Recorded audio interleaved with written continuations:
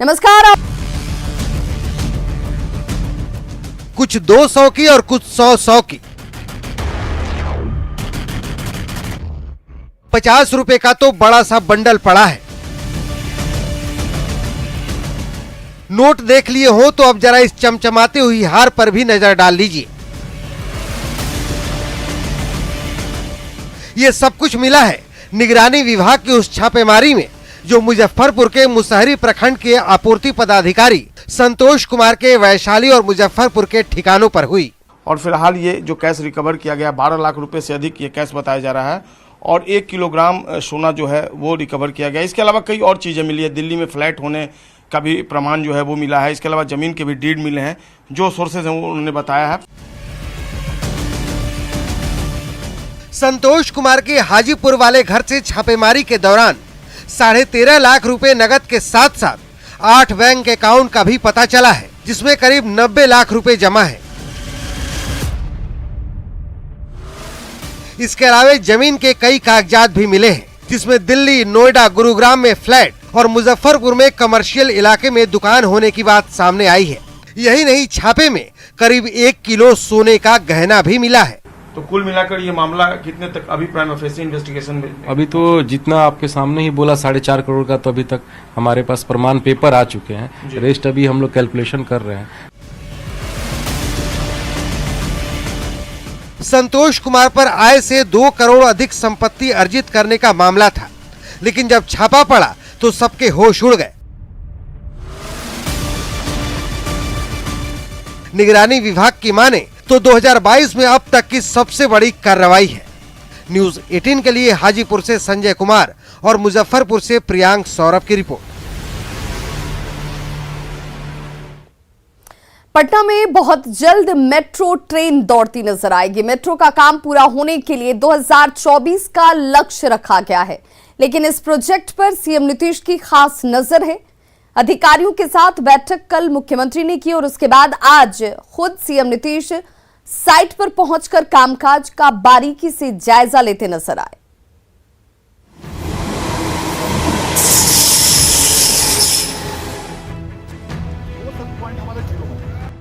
शाम के तकरीबन 4:30 बज रहे थे जब मुख्यमंत्री नीतीश कुमार ने मेट्रो प्रोजेक्ट का जायजा लेने अधिकारियों के साथ साइट पर पहुंचकर सबको चौंका दिया। सीएम नीतीश ने पटना के 4 जगहों पर बन रहे मेट्रो के कामकाज का बारीकी से जायजा लिया। जैसे मैं आपको बता दूं कि एक दिन पहले ही मुख्यमंत्री नीतीश कुमार ने समीक्षा बैठक की थी पटना मेट्रो को लेकर, और एक दिन के बाद वो पटना मेट्रो के विकास कार्य का जायजा लेने के लिए पहुंचे हुए हैं। इस वक्त हम आपको तस्वीर दिखा रहे हैं। मुख्यमंत्री खुद जायजा ले रहे हैं विकास कार्यों का, और पटना मेट्रो के बन जाने के बाद जो पटना शहर में जाम की समस्या होती है उससे काफी निजात मिलेगा। तो इस वक्त मुख्यमंत्री हर चीज को नजदीक से देखना चाहते हैं और ये जानकारी लेने की कोशिश कर रहे हैं कि पटना मेट्रो का विकास कार्य कहां तक पहुंचा है और कब तक पटना मेट्रो का निर्माण कार्य पूरा हो जाएगा। तो मुख्यमंत्री हर चीज की तस्वीर देख रहे हैं और हम आपको लगातार वो तस्वीर दिखाने की कोशिश कर रहे हैं कि मुख्यमंत्री नीतीश कुमार पटना मेट्रो का जायजा लेने के लिए सड़क पे हैं। पटना मेट्रो प्रोजेक्ट के पहले फेज का काम जारी है। अभी एलिवेटेड हिस्से में काम चल रहा है। जायजा लेने के दौरान CM Bhootnath road, 0 mile, Agamkuan के नंदलाल छपरा और पहाड़ी पहुंचे, जहां उन्होंने अधिकारियों से प्रोजेक्ट की पूरी जानकारी ली। अधिकारियों ने भी प्रोजेक्ट के लिए भूमि अधिग्रहण की स्थिति, भूमि स्थानांतरण की स्थिति और कार्य प्रगति को लेकर मुख्यमंत्री को विस्तार से बताया। सीएम के साथ मुख्य सचिव के अलावा कई आलाधिकारी भी मौजूद थे। इस प्रोजेक्ट के 2 कॉरिडोर 2024 में पूरा करने का लक्ष्य है। पटना से न्यूज़ 18 के लिए आनंद अमृतराज के साथ मनोज सिन्हा की रिपोर्ट।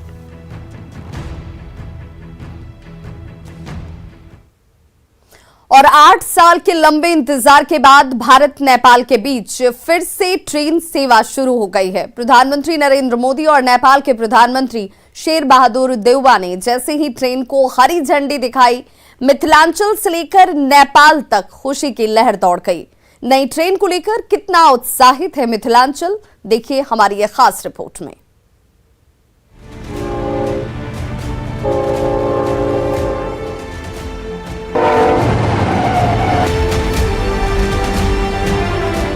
दोपहर 12:30 बजे पीएम नरेंद्र मोदी और नेपाल के पीएम शेर बहादुर देउबा ने दिल्ली के हैदराबाद हाउस से जैसे ही दोस्ती वाली ट्रेन को हरी झंडी दिखाई,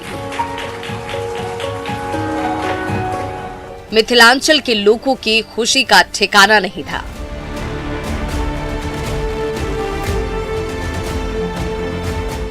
हजारों लोगों ने नई ट्रेन का तहे दिल से स्वागत किया। जिसका इंतजार था वो नजारा लोगों की आंखों के सामने था। जैसे ही कानों तक छुक छुक की आवाज आई, फिजाओं में भारत माता की जय के नारे गूंज उठे।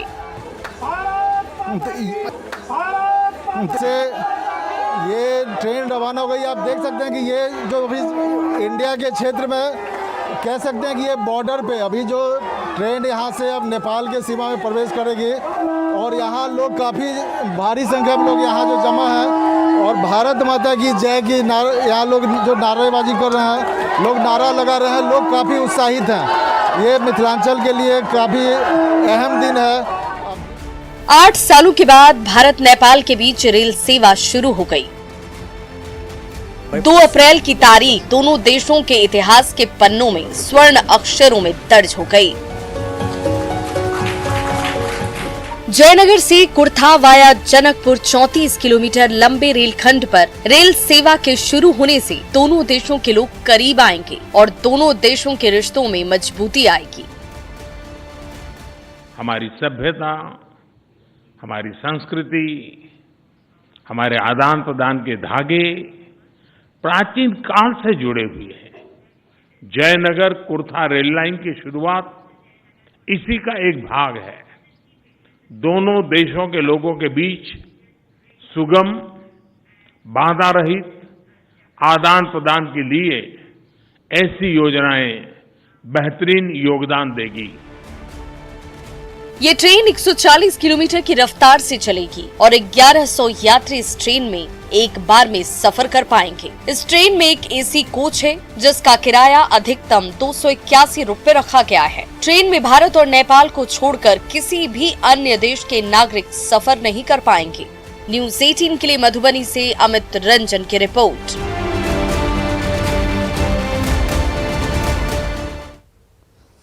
बिहार में आजकल योगी मॉडल की चर्चा है। योगी मॉडल को लेकर डिप्टी सीएम तारकिशोर प्रसाद के बयान के बाद सियासत इस पर बेहद तेज है। जेडीयू नेता जहां नीतीश मॉडल को सबसे अच्छा बता रहे हैं, तो विपक्ष सियासी फायदा उठाने में जुट चुका है। क्या बिहार को चाहिए योगी मॉडल? ये सवाल इन दिनों बिहार के सियासी हलकों में हलचल मचाए हुए है। बवंडर तब खड़ा हुआ जब बीजेपी नेता और सरकार में नंबर 2 यानी राज्य के उप मुख्यमंत्री तारकिशोर प्रसाद ने खुद योगी मॉडल को जरूरी बता डाला। योगी मॉडल की जरूरत है, लेकिन बिहार इसमें सक्षम है कि बिहार बेहतर ढंग से बिहार का विकास हो सके। इस तरह की घटनाओं को रोकने के लिए हम सब आवश्यक कदम उठा सके, इसके लिए बिहार स्वयं सक्षम है। अब तक दबी जुबान में बीजेपी की तरफ से सवाल उठाया जाता था तो जेडीयू की तरफ से नीतीश मॉडल का पलटवार हो जाता था, और जब विपक्ष सवाल पूछता था तो सत्ता पक्ष एकजुट होकर विपक्ष पर सियासी वार कर देता था। लेकिन उप मुख्यमंत्री तारकिशोर प्रसाद ने बिहार में योगी मॉडल की बात उठाकर सियासत में गर्मी पैदा कर दी है, जिसकी तपिश जेडीयू नेता महसूस कर रहे हैं, जबकि विपक्ष इस आंच में सियासी रोटी सेकने में जुट गया है। बीजेपी के शीर्ष लीडर क्या बोलते हैं? शीर्ष लीडर ने जो है माने किस तरह से माननीय मुख्यमंत्री जी की तारीफ कर रहे हैं, नहीं तो एक दो लोग बोलते हैं, उससे क्या फर्क पड़ता है? ये मॉडल है, नीतीश मॉडल है, और नीतीश जी ने जो भी चाहे योजना हो चाहे कानून का राज स्थापित किया है, ये दूसरा अन्य प्रदेश अन्य स्टेट जो है इसको लागू करती है। तो प्रवक्ता कहते थे तो वो मानते हैं कि अभी सर्कस मॉडल है। अरे सर्कस मॉडल है, पूछिए तो। क्या उनको भरोसा नहीं रहा सीएम पे, नीतीश कुमार पे? हम नहीं जानते, लेकिन बिहार की जनता तो देख रही है कि सर्कस मॉडल चल रहा है। दरअसल पिछले दिनों एक जेडीयू नेता की हत्या के बाद बीजेपी विधायक विनय बिहारी ने योगी मॉडल की मांग कर डाली थी, और जब छपरा में तारकिशोर प्रसाद गुरुवार की देर रात हाल ही में करोड़ों की लूट का शिकार हुए एक ज्वेलर के यहां पहुंचे तो लॉ एंड ऑर्डर का सवाल हो गया। इस पर उन्होंने अपनी सरकार की तारीफ तो की, लेकिन योगी मॉडल का जिक्र करना नहीं भूले। अब सवाल योगी मॉडल की टाइमिंग को लेकर भी है क्योंकि उधर यूपी में योगी आदित्यनाथ को प्रचंड जीत मिली, इधर सन ऑफ मल्लाह मुकेश सैनी की पार्टी के 3 विधायकों के बीजेपी में शामिल होते ही बीजेपी बिहार विधानसभा में सबसे बड़ी पार्टी बन गई है। तो क्या दबी जुबान ये दबाव की राजनीति है? न्यूज 18 के लिए आनंद अमृतराज और रवि एस नारायण के साथ ब्यूरो रिपोर्ट। तो बिहार में योगी मॉडल लागू करने की चर्चा के बीच राज्य के पूर्व डीजीपी अभयानंद ने कहा है कि अपराध नियंत्रण का सिर्फ एक ही मॉडल होता है, वो है कानून का मॉडल। जरूरत है तो बस उस मॉडल को ठीक ढंग से लागू करने की। आपने अपने वक्तव्य के शुरुआत में 2 राजनेताओं के नाम से चल रहे मॉडल की चर्चा की। मैंने जो पुलिस विज्ञान की पढ़ाई की और जिस विज्ञान को मैंने लागू किया 37 साल तक, तो मैंने पढ़ा भी वही और लागू भी वही किया, और उसमें सिर्फ एक ही मॉडल है जिसका नाम है कानून का मॉडल। कोई अन्य मॉडल हो ही नहीं सकता है अपराध नियंत्रण का। पटना में सीएम नीतीश कुमार के आवास के बाहर पीड़ित परिजन और सोशल एक्टिविस्ट ने सीएम से मिलने को लेकर जमकर हंगामा किया। बांका में 8 साल की बच्ची से रेप के बाद हत्या मामले के आरोपी की फांसी की सजा की मांग को लेकर परिजन सीएम आवास पहुंचे।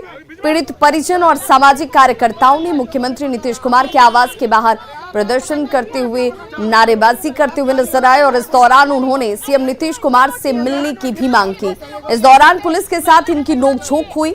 सचिवालय थाना प्रभारी ने इन लोगों को जबरन सीएम हाउस से हटा दिया। ऐसे ही बात करोगी तुम? बलात्कारियों को बलात्कारियों को पकड़ो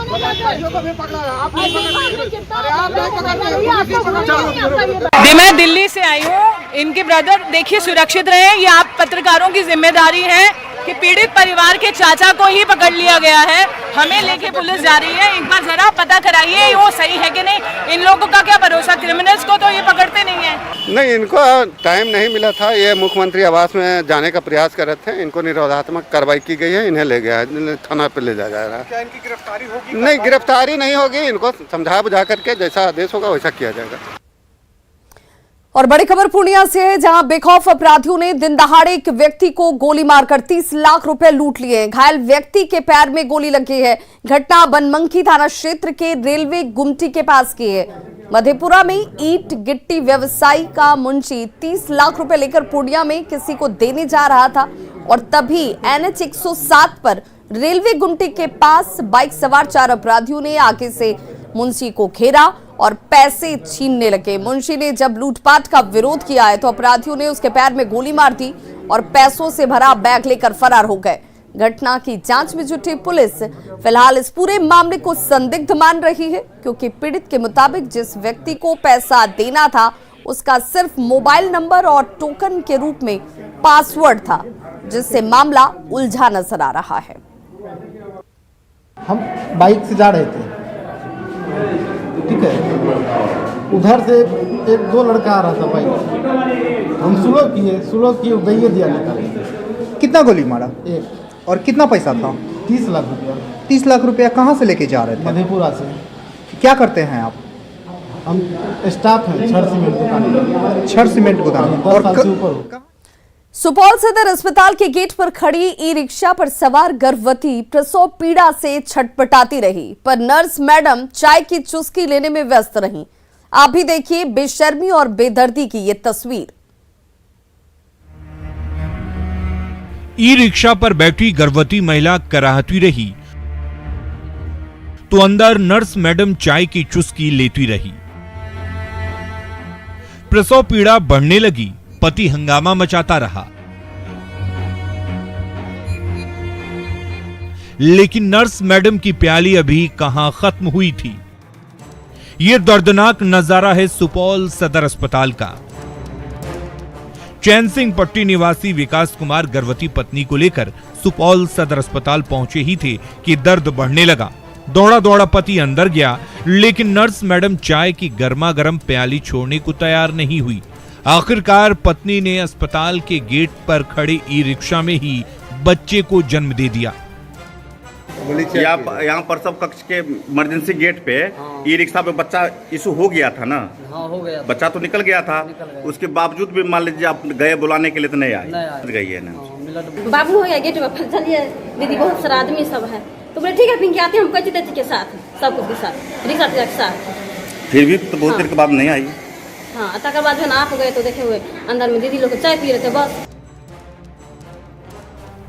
सुपौल सदर अस्पताल के दरवाजे पर एक मां दर्द से छटपटाती रही, हर किसी से गुहार लगाती रही, तो पत्नी की बिगड़ती हालत देखकर पति भी दौड़ता रहा।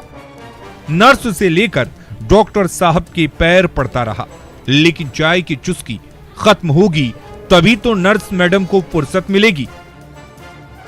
इंतजार करते करते आखिरकार इस नवजात ने ई रिक्शा के फर्श पर ही आंखें खोली और सुपौल सदर अस्पताल को शर्म से डुबो दिया।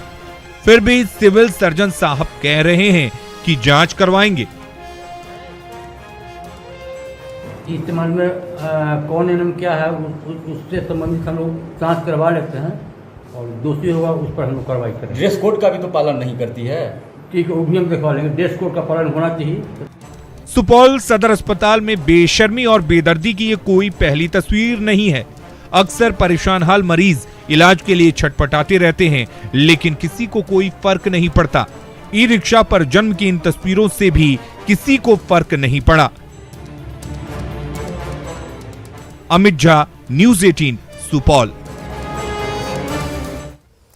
राजस्थान के दौसा में एक डॉक्टर के सुसाइड मामले में बिहार में भी डॉक्टरों में भारी नाराजगी है और इसे लेकर बिहार के कई सरकारी अस्पतालों में डॉक्टर हड़ताल पर रहे, जिससे स्वास्थ्य व्यवस्था पर बड़ा असर पड़ा। डॉक्टरों के हड़ताल की वजह से कई अस्पतालों में मरीजों को बिना इलाज के ही वापस लौटना पड़ा। दो तस्वीर आपके टीवी स्क्रीन पर है। पटना पीएमसीएच में सुबह से ही देखिए डॉक्टरों के हड़ताल का असर साफ तौर पर नजर आया। ओपीडी में मरीज घंटों इलाज के लिए इंतजार करते रहे, लेकिन इनका इलाज नहीं हुआ। वहीं दूसरी तस्वीर मुजफ्फरपुर के एसकेएमसीएच की है, जहां पर डॉक्टरों के इस हड़ताल की वजह से ओपीडी सेवा पूरी तरह से ठप रही। दौसा की डॉक्टर अर्चना शर्मा को न्याय दिलाने की मांग को लेकर सभी डॉक्टरों ने प्रदर्शन किया। वहीं इस मामले में दौसा डीएसपी शंकर लाल मीणा को राजस्थान के डीजीपी ने निलंबित कर दिया है।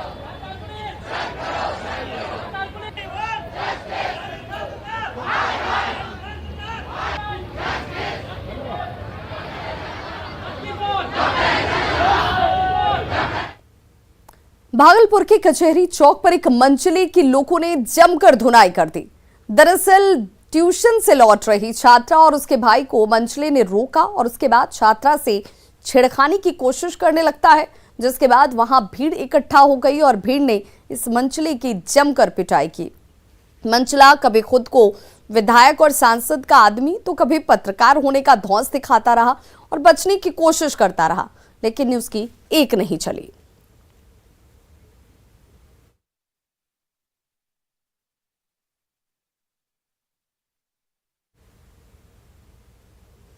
तो खबरों का सिलसिला लगातार जारी है। आप देखते रहिए न्यूज़ 18 बिहार झारखंड।